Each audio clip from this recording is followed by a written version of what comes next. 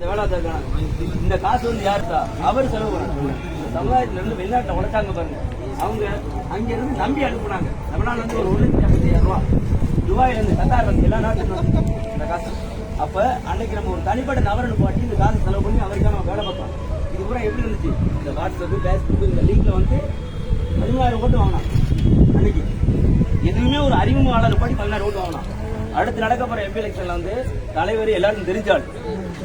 அப்ப அவர் நின்றார்னா எப்படி ஜெயிக்கலாம்ங்கிறத நம்ம யோசிக்கணும். சரியா? நம்ம நின்றா நம்மளுடைய ஓட்டு மட்டும் அதிகமான ஓட்டு இருக்கு. திருமையை ஆலங்குடி தொகுதி மட்டும் கிட்டத்தட்ட ஒரு 2-3 லட்சம் ஓட்டு வந்துடும் அங்கே. சரியா? திருப்பத்தூருக்கு 80,000 ஓட்டு வந்துடும், சிவகங்கை 20,000 ஓட்டு வந்துடும், ஒன்றிய எம்எல்ஏ தொகுதி மட்டும் காரைக்குடிக்கு 60,000 ஓட்டு வந்துடும். அப்ப ஆல்ரெடி நம்ம சாதி அப்படின்ற உணர்வு நம்ம முத்திரை வரணும் அப்படின்னு நினைச்சோம்னா அதை போட்டோம்னா கரெக்டா ஜெயிச்சிடலாம். அது எந்த கட்சி நம்மளை பயன்படுத்துதோ அதுக்கு யூஸ் பண்ணி போவோம். அப்படி இல்லையா நம்ம தனியா நின்றுவோம். எல்லாரும் நான் சொல்றேன் ஒன்றிய பொறுப்பு மட்டும் இல்ல, கிளை பொறுப்பு கடைசி வரைக்கும் போடணும், வார்டு மெம்பர் வரைக்கும் நம்ம பொறுப்பு போடணும். இதுல யாரு போடணும்? இந்த ஒன்றிய பொறுப்பு அவங்க கொண்டு கடைசி கிளை வரைக்கும் சேர்த்து கடைசி வார்டு மெம்பர் வரைக்கும் நம்ம பொறுப்பு போட்டு விடணும். சாதிக்க முடியும். நம்ம பொறுப்பு வாங்கிட்டு சும்மா இருக்கும். சரியா? அடுத்து பஞ்சாயத்து எலெக்ஷன் வரும், அதுலயும் வேலை வைக்கணும் நம்ம. அப்ப நம்ம எத்தனை பஞ்சாயத்து நம்ம இருக்கோம் அதுக்கு ஆதரவு படணும், நம்ம ஜெயித்து காட்டணும், எல்லா வேலையும் செய்யணும். அப்ப நம்ம எல்லாரும் ஒருங்கிணைத்து செயல்பட்டா இது சாதிக்க முடியும். அப்படிங்கறக்காக இந்த கூட்டம் போட்டிருக்கிறது, பேசுனது இதுதான் இதனுடைய இது. அதை வந்து நீங்க எல்லாரும் யாரை நுப்பாட்டி என்ன பண்ணிக்கலாம், யாருக்கு கொடுக்கலாம் அந்த பொறுப்பு அப்படின்னு நீங்க தான் கலந்து பேசிக்கிறோம். ஏன்னா உங்க ஊர்ல யார் இருப்பா, யாருக்கு அந்த பொறுப்பை கொடுக்கணும். ஏன்னா இப்ப கல்வொண்டியத்துல இருந்து அண்ணன் கொடுத்துருக்குன்னா அவர் அந்த ஏரியால யார் நல்லா வேலை வைப்பாங்க, யார் செயல்படுவா, எந்த உணர்வோட சாதியில் இருப்பாங்க அப்படிங்கிறதால யோசிச்சு அவங்க அண்ணனுக்கு போட தெரியணும். அப்படி போடணும். அதை வந்து கலந்துக்கிறோம் தலைமைகிட்டே. இது வெறும் இவர் அங்கே தலைமையிட்ட கலந்துக்கணும் அந்த பொறுப்பு போடுறது. இப்படிலாம் நம்ம ஒவ்வொன்றா ஸ்டெப் பை ஸ்டெப் பண்ணாதே அதை செயல்படுத்த முடியும். நான் எனக்கு பிடிச்சிருக்க ஒரு ஆளை போடக்கூடாது. சரியா? அவர் வேலை வைப்பாரா? தம்பி வந்து சின்ன வயசுல இருந்து இந்த ஜாதிக்கா உழைச்சப்பீங்க.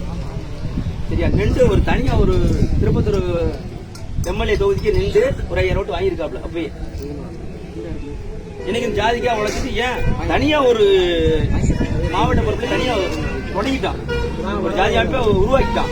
உருவாக்குனதுக்கு அப்புறம் திருப்பி கேகேசனுடைய உழைப்பு, கேகேசனுடைய இதை பார்த்துட்டு போய் இணைஞ்சு தம்பி இணைஞ்சிருவோம். இணைஞ்சு அவர் பொறுப்புல போவோம், அவர் தலைமை வச்சிருக்கணும், அவர் பொறுப்புல போவோம். நம்ம எங்க போனா நம்ம ஜாதி நல்லா இருக்கணும், அவ்வளவுதான்.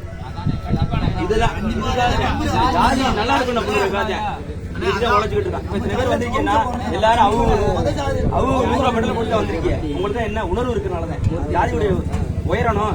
நம்ம இப்படி போனாலும் நம்ம பின்னாடி சந்தை நல்லா இருக்கணும் அப்படிங்கிற ஒரு காரணத்துக்கு தான் நம்ம எல்லாரும் உட்கார்ந்து இருக்கோம்.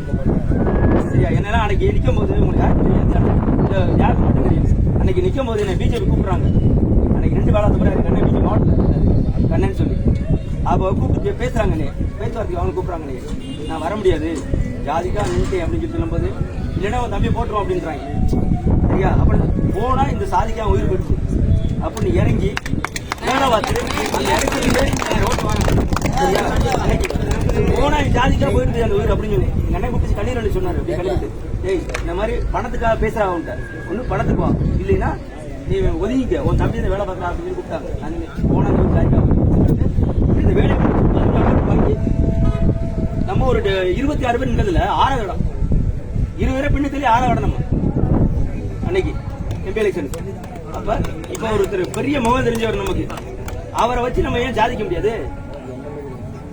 கண்டிப்பா சாதிக்கலாம், சாதிச்சு காட்டலாம். நம்ம இவ்வளவு இருக்கணுங்கிறது எல்லாமே மறைச்சிட்டாங்க. இந்த டோட்டல் அதாவது சிவகங்கை தொகுதியில இவ்வளவு பேர் இருக்கோம், இந்த எம்பி தொகுதியில வந்து மொத்தத்துல இவ்வளவு பேருக்கு மறைச்சிட்டாங்க. இதை நம்ம வெளியே கொண்டு வரணும்.